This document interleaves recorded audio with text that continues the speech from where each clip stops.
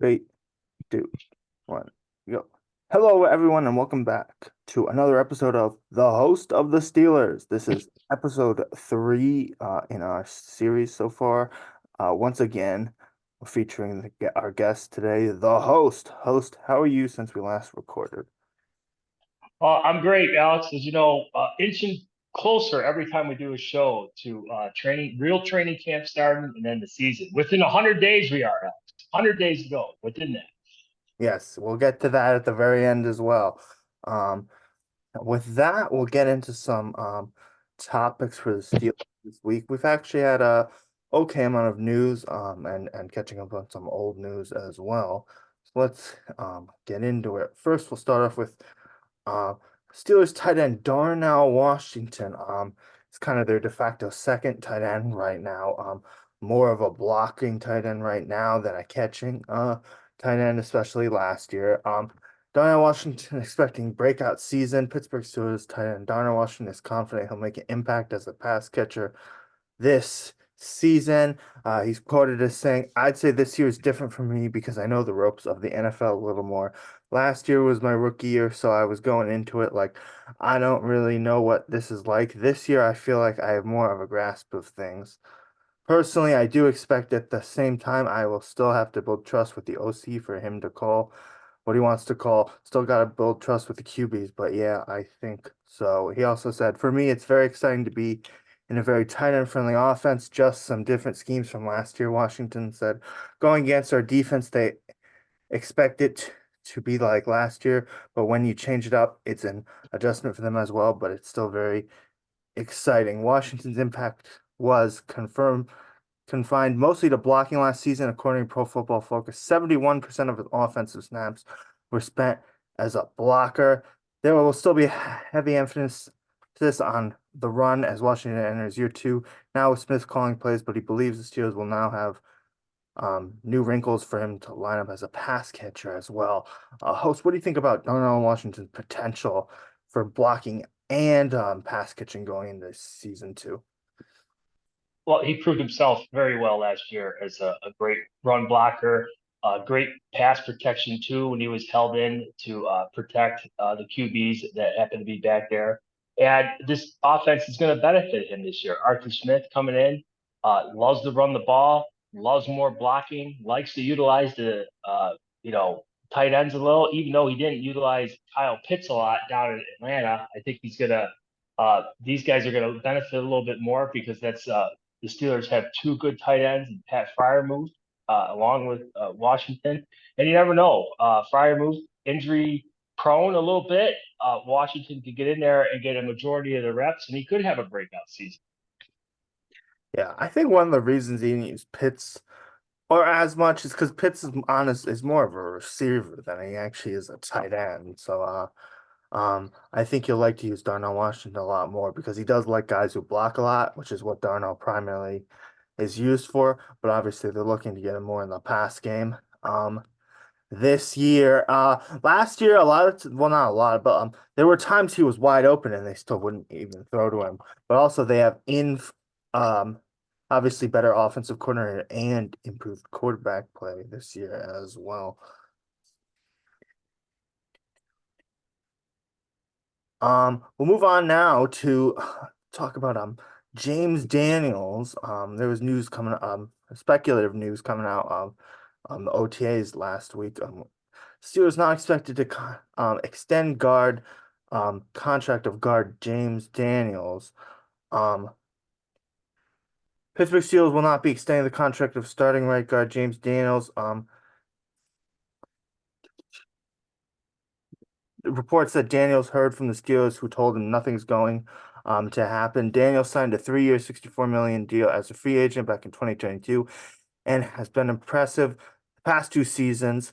Last season, Daniels allowed just one sack in 944 offensive snaps. Steelers have had an influx of offensive line talent via the NFL draft over the past season. 3 season, and it seems like they'll go younger, although Daniels is just 26. We saw them draft Mason McCormick in the, I think, fourth round as a possible replacement. Basically, like I said, they're trying to go younger and cheaper on the offensive line. What do you think about the guard position going forward for the Steelers? I think Daniels would be a good bridge for McCormick for this season. Obviously, that's why the Steelers aren't going to extend him. Plus, this benefits Daniels more than it does the Steelers. Personally, for Daniels, he has another good season like he did the past 2 seasons, only allowing 1 sack. He's going to hit the free agent market and he's going to be able to get himself a good deal. Like you said, Alex, he's still young. He's 26. He mentors McCormick a little bit. McCormick ends up being the real deal throughout the season. Maybe get some snaps in there if someone gets hurt. Then the Steelers are going to benefit by going with a younger guy, low salary cap hit. And then, Daniels can go and hit free agency and, line his pocketbook. I think it's a win-win deal for both teams, or not for the Steelers and Daniels.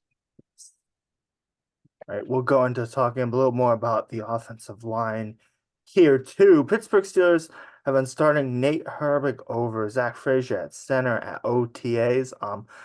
It's kind of just been speculatory because one, they actually do need a backup, someone that's established that would be a backup center, just in case. And also they're kind of Steelers are traditionally slow to start people, but basically it's just OTAs, and I think they'll move Zach Frazier to the starting center as the offseason goes by. But they're kind of just testing out combinations of what will possibly um, work throughout the season. Second round center Zach Frazier is yet to start as the team's center during organized team activities. Instead, the Steelers have turned to an interior lineman with just 49 career snaps at center in Nate Herbig. Obviously, Herbig was on the team last year as well. He's kind of like the plug-in tackle. He did play a couple of weeks last year too when I think it was James Daniels got injured. It was like between weeks 4 and like 6 or something like that. What do you think about Nate Herbig and Zach Frazier at OTAs so far, host? Uh, Looking nothing into it. Zach Frazier being such a high pick that he was, obviously, I think he's going to end up being the starter. They got to share snaps. It's good that Hibberg's getting the snaps because you never know, injuries can occur anywhere. So it's just while it's only OTAs, I think it's good that they're both working in as training camp gets underway at the end of July. We'll really see who is going to be the real center. Yes, like I said, I suspect they'll switch over to Zach Frazier, like you said, as the offseason goes along. We have some news that who some Steelers writers have been a fan of this potentially, but it's kind of a mixed bag. So right now, but first of all, it's this topic possible Juju Smith-Schuster Steelers reunion. But first of all, Patriots would need to cut him first, but it's been speculative that they'll probably end up doing that because they still owe him $7 million. But they're kind of looking to move on from him. He played 1 year, obviously Patriots last year, but didn't really play in that many of the games. Because he ended up missing a lot because of his knee injury.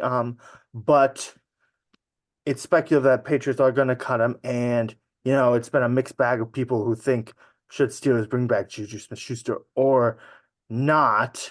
In this particular case, a lot of people are saying if they think he's healthy, then he actually might be a decent addition to this Steelers receiving room.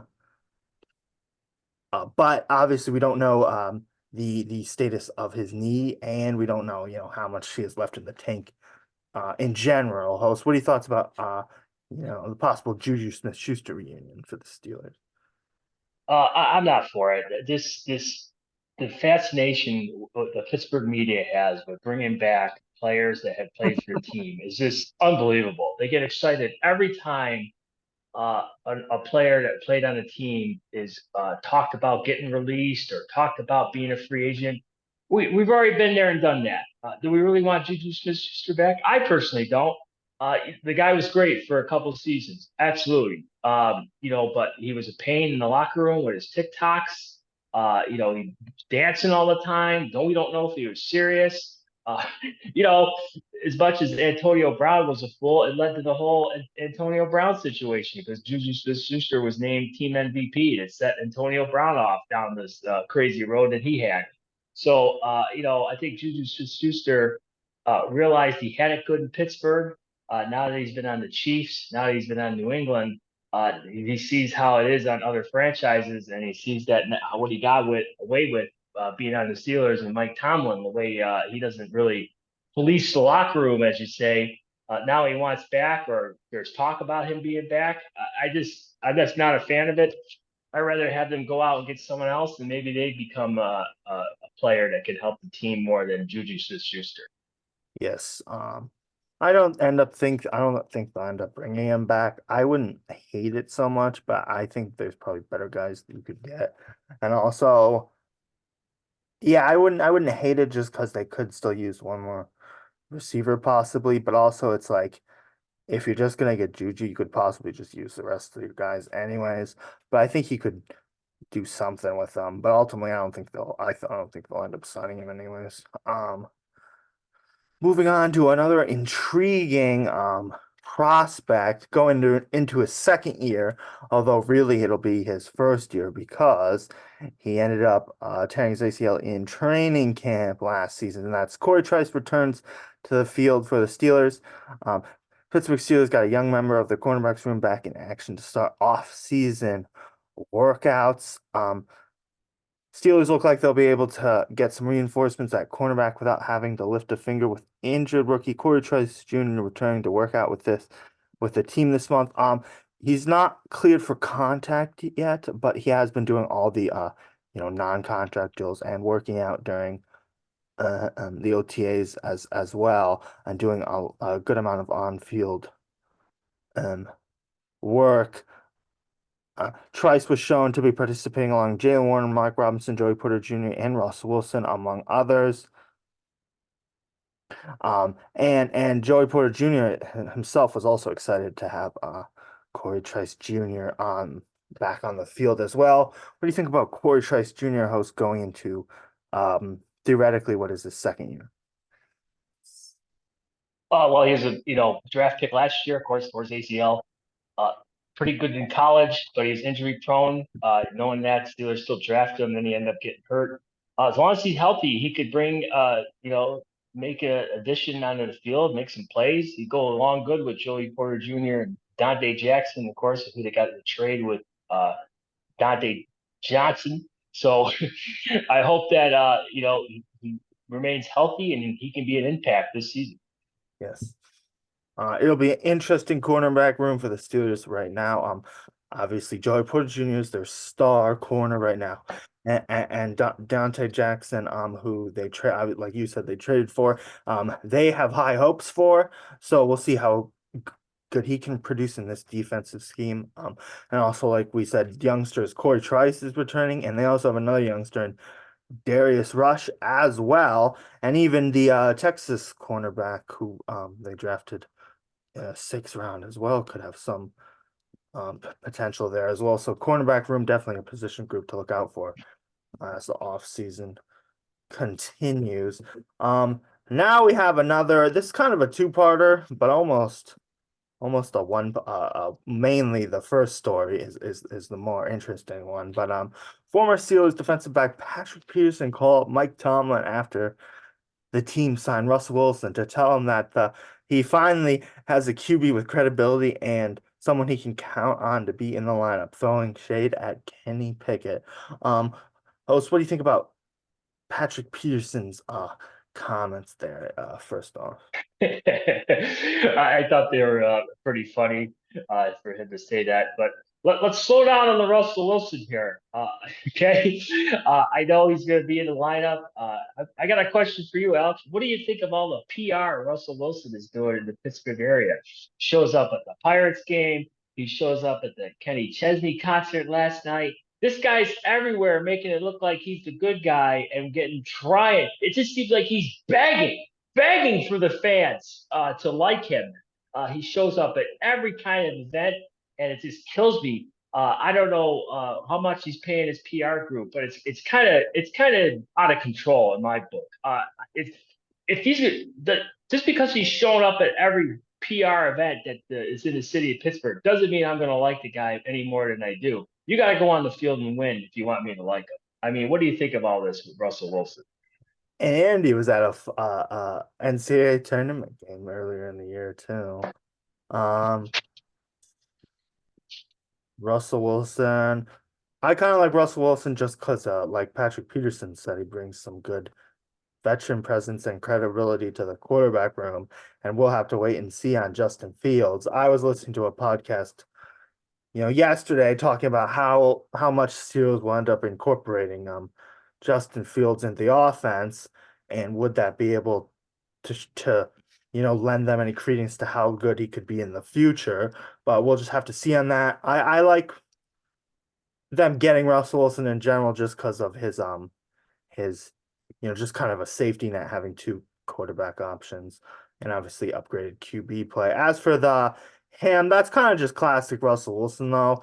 He's kind of known for doing just really random stuff and fun unintentionally funny stuff, throughout his I know, but it just seems like he is just pushing it on our face, trying to say, "Hey, look at me, I'm here. You gotta like me." It's just weird. I just think the whole situation's weird, and I get what Patrick Peterson is saying, and to be on top of Patrick Peterson, back to him. I'm all for him bringing him back. I thought he was solid last year. I thought he played the position well. He was a good veteran leader back there, especially when Minka got hurt. So I hope they bring him back, but who knows? It's all about money and how the team looks in training camp. Yeah, there has been conversations about potentially bringing him back, and they actually did talk about that on the phone. Mike Tomlin kind of sounded like he wouldn't bring him back, but he said that they're still in conversations, and he was surprised that Patrick Peterson called him apparently, but they did leave the door open for that. It wasn't completely ruled out.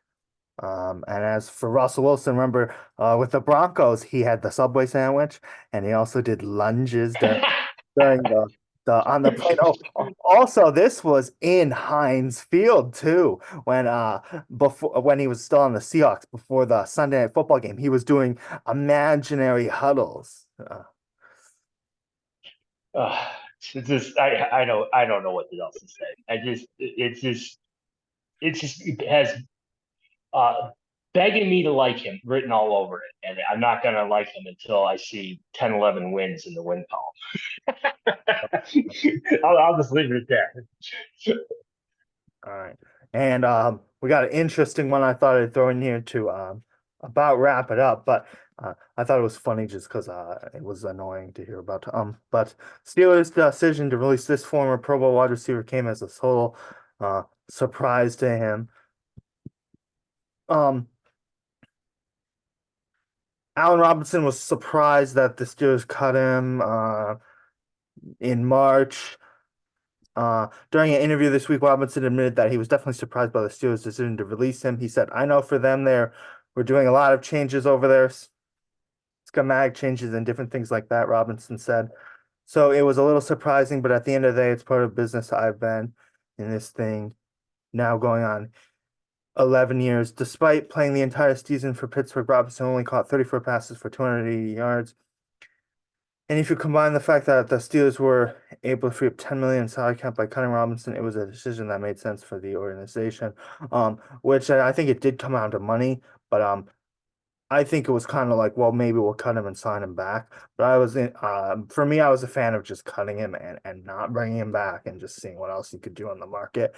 He didn't necessarily play bad, but they just didn't really have any quarterbacks that could throw to him. Mason Rudolph ended up throwing to him a bit at the end of the season too, but I think it was just kind of a new regime change, and let's just move on from him and just try out other guys.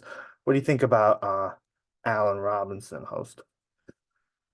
Oh, like you just said, he was great when Mason started to throw to him. Kenny Pickett ignored him. Mr. Trubisky obviously couldn't hit him if he was on the side of a barn. It just, he just wasn't utilized well enough in the Pittsburgh offense. I think it's pretty good for him to move on and go to another team. And of course, Pittsburgh, drafting the young kid out of Michigan, and of course, two new quarterbacks, Russell Wilson and Justin Fields. I think the decision to move on from Allen Robinson was a good move. It gives him a better opportunity to catch more balls elsewhere. Yes, I think, like I said, they switched up the wide receiver room a lot as well, bringing in guys like Cordell Patterson, um, Scotty Miller. Like you said, they drafted Roman Wilson as well, and signing even guys like Van Jefferson um, as well. Um, that about wraps up all the topics, but we do still have one more thing that the host mentioned at the top of the episode. It's officially inside 100 days until Steelers football is back, host. I know you talked about it a little bit at the top of the episode, but how excited are you for the start of the season so far? Inside 100 days. Oh, always excited, Alex. If you listen to my podcast, I started doing over under predictions for each team. I do two teams an episode from now until the start of the season. So anybody wants to catch and listen to that, hop on over to the show, Sports Talk with the host. It's always on my Twitter feed. Alex promotes it. I talk about Alex's show on my show, so you'll see us promoting each other throughout now until the season starts. And of course, Alex and I will be together for the whole season discussing the weekly games. So exciting to get going again with the football. All right, this has been the host of the Steelers featuring Talk Two Sports and the host. Host, great to have you on again. Check, like he said, check host out on Twitter at SteelDF72 and go Steelers. Go Steelers.